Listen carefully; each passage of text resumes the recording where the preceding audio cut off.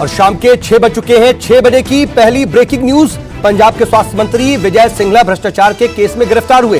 सिंघला पर अधिकारियों से कमीशन मांगने का आरोप लगा था।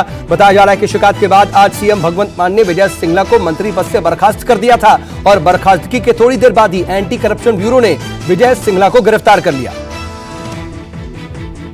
ज्ञानवापी केस में आज सुनवाई में दोनों पक्षों को सुनने के बाद अगली तारीख दी गई।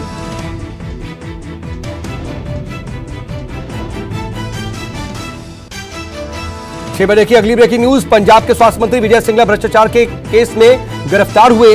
विजय सिंघला पर अधिकारियों से कमीशन मांगने का आरोप लगा था। बताया जा रहा है कि शिकायत के बाद आज सीएम भगवंत मान ने विजय सिंघला को मंत्री पद से बर्खास्त कर दिया था।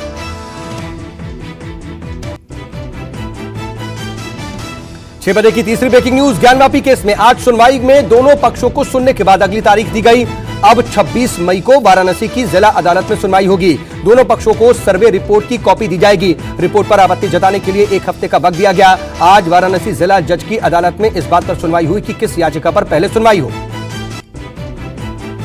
6 बजे की चौथी ब्रेकिंग न्यूज। ज्ञानवापी मामले में प्लेसेस ऑफ वर्शिप एक्ट को चुनौती देने वाली एक और जनहित याचिका भी सुप्रीम कोर्ट में दाखिल की गई है। यह याचिका दिल्ली के वकील चंद्रशेखर ने दाखिल की। याचिका में कहा गया कि यह एक्ट संविधान द्वारा दिए गए जुडिशियल रिव्यू के अधिकार पर रोक लगाता है।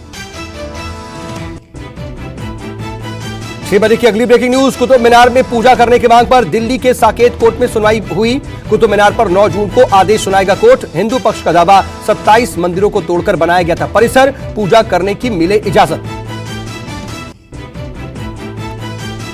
6 बजे की अगली ब्रेकिंग न्यूज। कुतुब मीनार परिसर में पूजा की अनुमति वाली याचिका का एएसआई ने विरोध किया। एएसआई ने कहा ऐसा कोई अधिकार नहीं दिया जा सकता। भारतीय पुरातत्व सर्वेक्षण विभाग ने याचिका का विरोध करते हुए कहा था कुतुब मीनार एक स्मारक है और इस तरह की संरचना पर कोई भी मौलिक अधिकार का दावा नहीं कर सकता।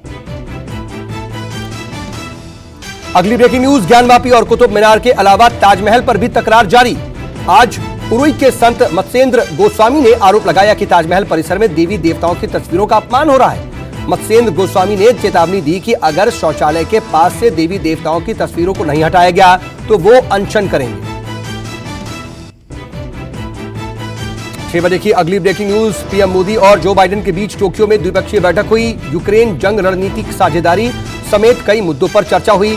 बैठक में पीएम मोदी ने कहा कि भारत और अमेरिका की रणनीतिक साझेदारी सही मायने में एक विश्वास की साझेदारी है।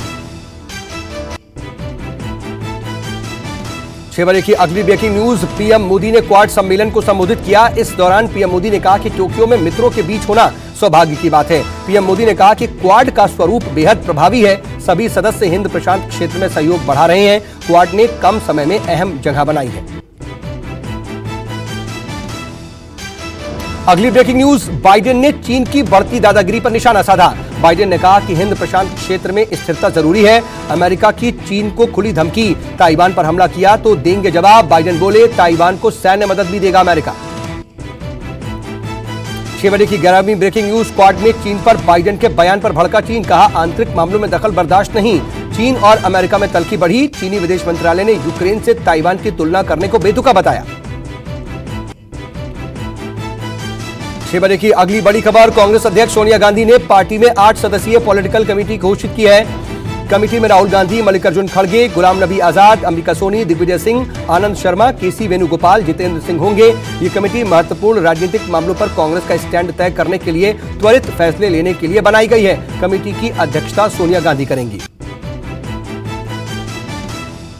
अगली बड़ी खबर। यूपी विधानसभा में बच्चों के स्कूल ड्रेस और उसके लिए दी जाने वाली 1100 रुपए की राशि पर बीजेपी सपा में गहमा गहमी हुई। अखिलेश यादव ने कहा कि मुझे उस दुकान के बारे में बता दें जहां पर 1100 रुपए में बच्चों को ड्रेस आ जाती है।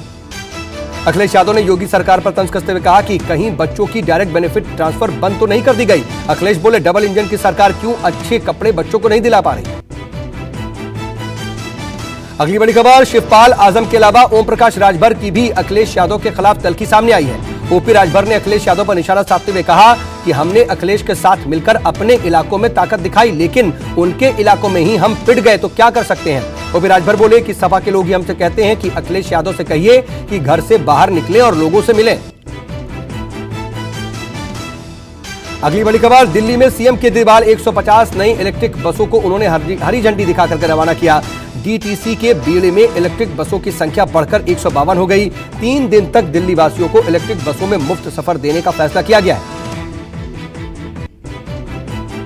और 6 बजे की 16वीं ब्रेकिंग न्यूज। जौहर यूनिवर्सिटी को लेकर के आजम खान की याचिका पर जल्द सुनवाई के लिए सुप्रीम कोर्ट तैयार हो गया है। आजम खान ने जौहर यूनिवर्सिटी पर संभावित कार्रवाई के खिलाफ याचिका दी है और इस हफ्ते आजम की याचिका पर सुप्रीम कोर्ट में सुनवाई हो सकती है।